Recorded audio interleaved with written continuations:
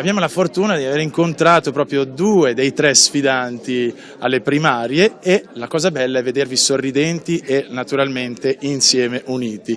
Mi verrebbe da dire così provocatoriamente soddisfatto o rimborsato? Soddisfatto sicuramente e anche rimborsato perché abbiamo fatto una stupenda battaglia insieme per un progetto comune che è quello di cambiare finalmente questa regione dopo 20 anni di Zaia e Galan.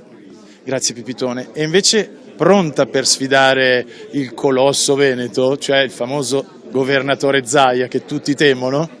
Ma più che pronta siamo pronti, perché abbiamo visto che mobilitare 40.000 persone che in una giornata di pioggia sono venuti a scegliere chi sfiderà Luca Zaia alle prossime regionali è una grande manifestazione di democrazia e di partecipazione. Siamo molto contenti ed è veramente il modo migliore per iniziare una bellissima corsa. Sarà una corsa in salita, lo sappiamo, ne siamo consapevoli, ma sappiamo anche dove vogliamo portare il Veneto. Se le dico mamma hai vinto, cosa le viene in mente? I miei figli meravigliosi e a tutti i bambini del Veneto e ai ragazzi giovani che meritano un futuro di speranza e di fiducia.